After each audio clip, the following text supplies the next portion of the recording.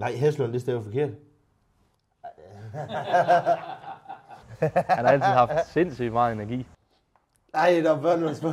Det smitter jo af, det er ingen tvivl om. Det er dejligt. Ja, det er vist bare ikke godt beskrevet.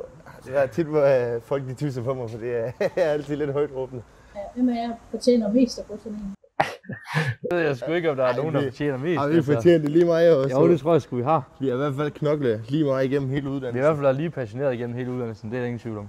Nogle gange, når der var pauser, vi skulle op og have noget at spise noget, så var det ikke altid, vi gik til pause, fordi så ville vi godt lige være færdige med det, at vi er i gang i det der. Vi har jo været igennem flere ting sammen. Vi har været til brobyggere, hvor jeg var heldig at tage ham der, og så har vi været til skills, men der må jeg sgu godt nok lade hatten og så sige, at det er flot, det han præsterer. Altså, vi startede jo med at se hinanden første gang på grundforløbet. Han var stille, han ramte over i hjørnet, så man skulle lige hive ham i gang i starten. Men det første var hans altså, hvor meget han går op i, hvad han laver.